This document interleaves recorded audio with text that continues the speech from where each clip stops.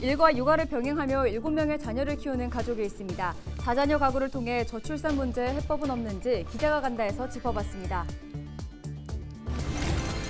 최근 10대 청소년 마약 사범이 크게 늘었습니다. 교육의 필요성이 대두되는 가운데 경남에서 마약류 예방 교육이 열렸습니다. 의령군은 임진왜란 당시 전국 최초로 의병을 일으킨 곳입니다. 이번 주말 이 의병을 주제로 한 축제가 의령군 일원에서 열립니다. 김해시와 물류기업 쿠팡, 인제대학교가 지역에서 물류 전문 인력을 양성합니다. 인제대학교는 내년부터 관련 학과를 신설하고 쿠팡은 졸업생 채용을 지원합니다.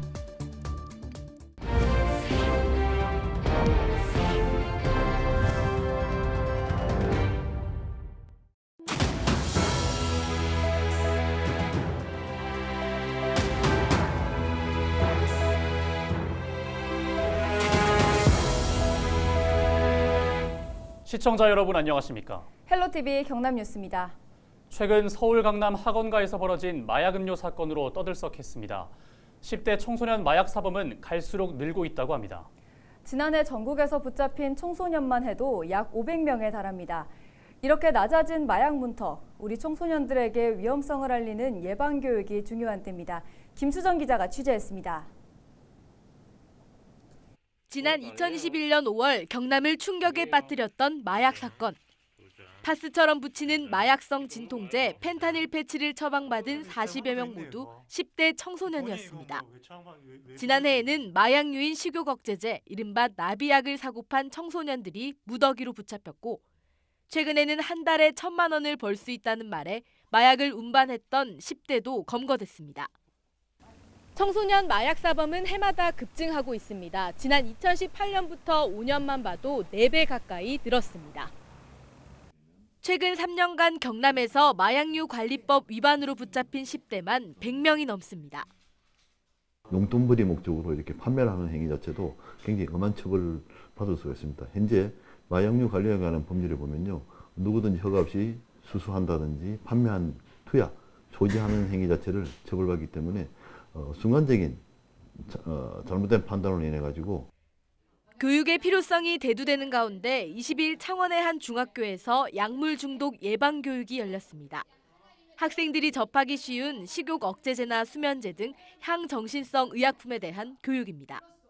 안 겪어봤으니까 딱히 막 너무 다른 사람들이 당했으니까 전 이제 잘 모르니까 그래서 딱히 신경을 안 썼던 것 같고 이번 교육을 들으면서 저도 이제 피해자가 될 수 있겠구나라는 생각을 하면서 좀 더 조심해야겠다는 생각이 들었어요.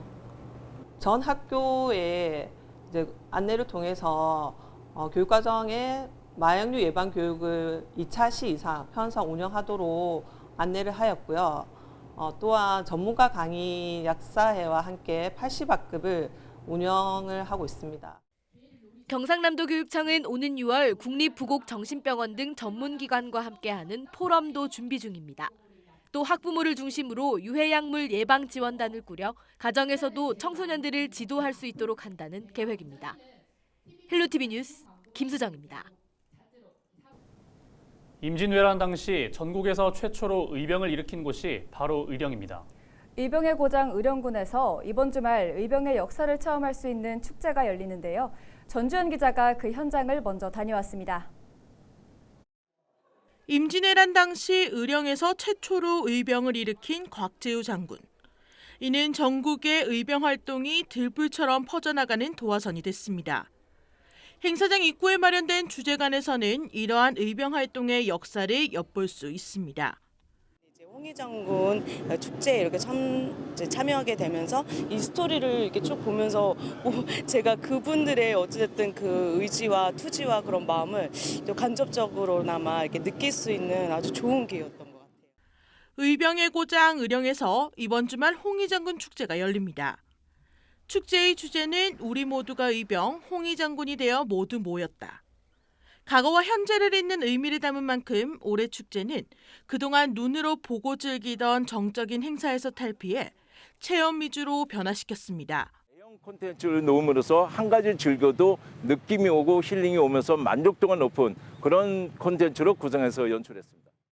모두라는 뜻에 맞춰 의령 수박축제와 세계에서 가장 큰 줄로 기네스북에 오른 의령 큰 줄 댕기기 등 다양한 행사도 축제에 버무렸습니다. 또 축제장을 돌며 곳곳에 숨겨진 모바일 스탬프를 찾아 찍어보는 것도 남다른 재미입니다. 스탬프를 모으면 기념품도 받을 수 있습니다. 의령이 과거의 역사가 아닌 지금 우리 시대에 필요한 시대 정신으로 삼고 그런 의병의 가치를 전국에 전파하고자 합니다. 생각보다 의령이 가깝습니다. 의령에 많이 오셔서 부자 기운과 함께 의병의 기운을 듬뿍 받아가시길 바랍니다. 의령 홍의장군 축제는 21일 시작으로 나흘 동안 의령 소동 생활공원 일원에서 열립니다. 헬로티비 뉴스 전주연입니다.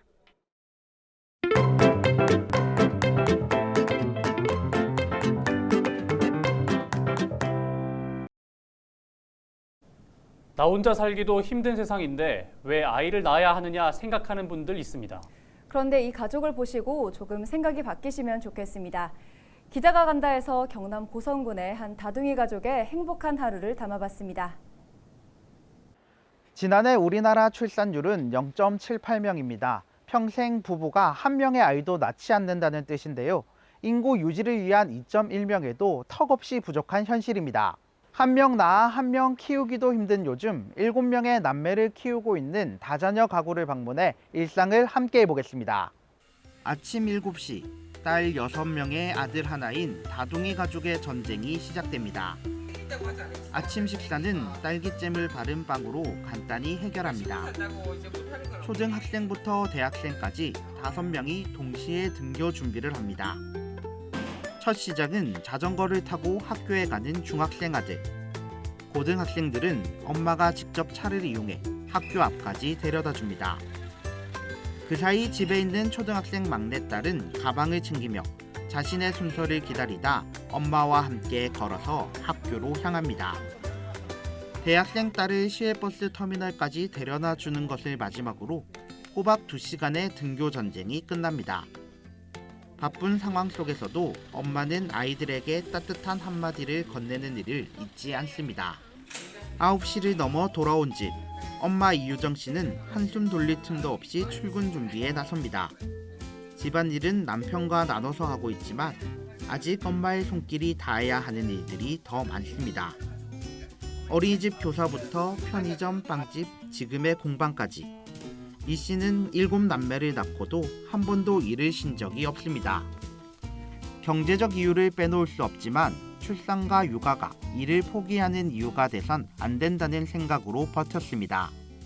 처음부터 만약에 결혼을 하고 아기를 놓고 혼자 하는 건 아니잖아요. 그러니까 엄마나 아빠가 있을 수도 있고 부모님이 있을 수도 있고 아니면 옆에 뭐 가족들이 있을 수도 있는데 정말 내가 힘들 때는 힘들다라는 그 단어를 쉽게 할 수 있는 누군가가 옆에 항상 있으면 좋겠다라는 생각이 들었어요. 보시는 것처럼 출산 후에도 사회 활동을 하는 여성들은 늘고 있지만 여전히 육아와 출산은 경력 단절의 주요 원인으로 꼽히고 있습니다. 이 씨는 현실적으로 엄마들이 계속 일을 하기 위해선 아이를 잘 키울 수 있는 환경이 만들어져야 한다고 말합니다. 첫 출산 이후 25년 동안 정부와 지자체의 출산 혜택을 경험했지만 대부분 현금을 주는 출산 장려금이었습니다. 부모의 입장에서 피부로 느낄 만한 정책이 아니었습니다.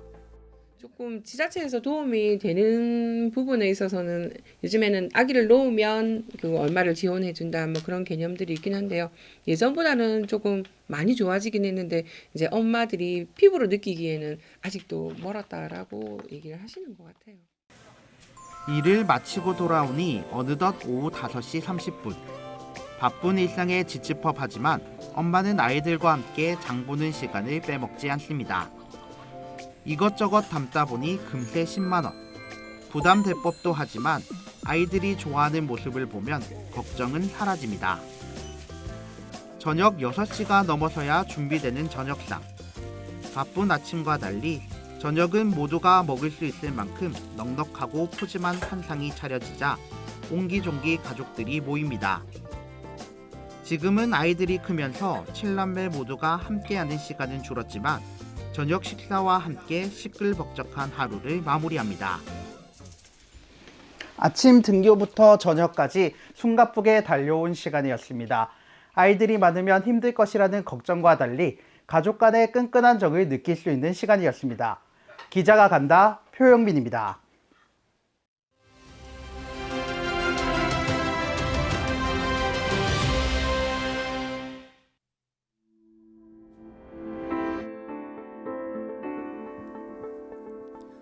(4월 20일은) 장애인의 날입니다. 1981년 장애인의 날이 제정되고 40년이 훌쩍 지났지만 아직까지도 장애인 차별을 지적하고 인권과 이동권, 교육권 등을 요구하는 목소리는 여전합니다.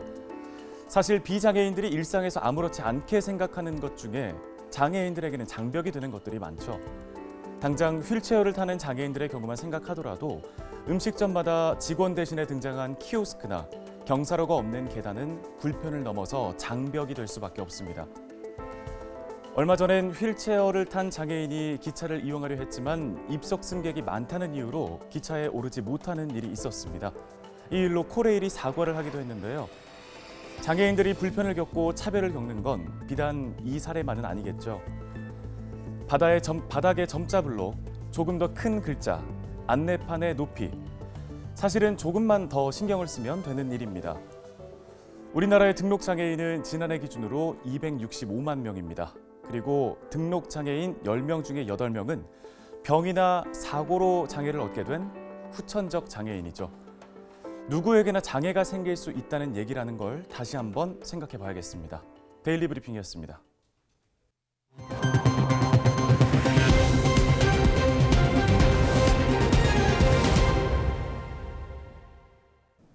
코로나19로 중단됐던 하만 수박축제가 올해 다시 열립니다.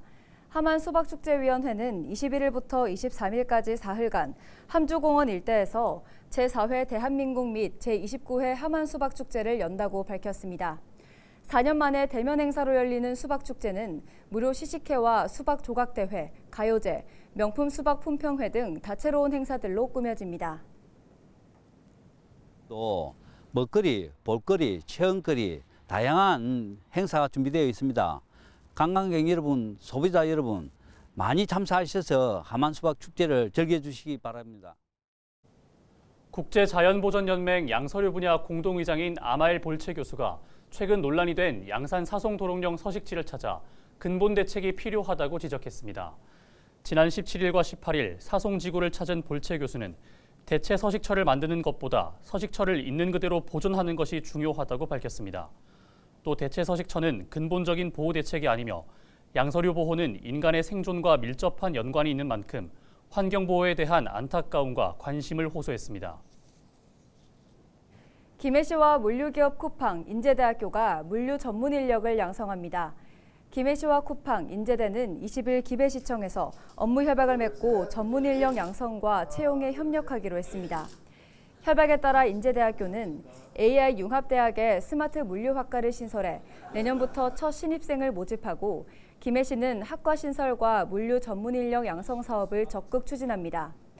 쿠팡은 인제대 스마트 물류학과가 물류 전문 인력을 양성하는 것을 지원하고 졸업 후 채용하기로 협조하기로 했습니다. 경상남도 교육청과 국토안전관리원, 안전발전연구원이 학교 안전을 위해 손을 맞잡았습니다. 20일 오전 경남도 교육청 중회의실에서 세 기관이 참여하는 학교 안전 업무 협약식이 열렸습니다. 이 자리에서 세 기관은 앞으로 학교 안전 교육을 지원하고 안전 분야 진단과 자문 확대, 안전교육 강사 지원 등에 협력하기로 약속했습니다. 오는 9월 SRT 창원 진주 운행이 확정된 가운데 김해시가 SRT 진영역 정차 추진에 나섰습니다. 김해시는 19일 경남도와 국토교통부, SRT 운영사인 SR에 하루 사회 진영역 정차를 요청하는 공문을 발송했습니다. 진영역에서는 수서역을 오가는 고속열차가 운행하지 않아 김해 시민들은 동대구역에서 환승하거나 서울역에 도착해 강남으로 이동하는 불편을 겪어왔습니다. 이에 김해시는 2019년부터 경전선 SRT 운행을 건의해왔으며 다음 달 국토부와 SR을 방문해 진영역 정차를 적극 건의한다는 계획입니다. 이상으로 뉴스를 마칩니다. 저희는 언제나 지역민 여러분과 함께하겠습니다. 시청해주신 여러분 고맙습니다.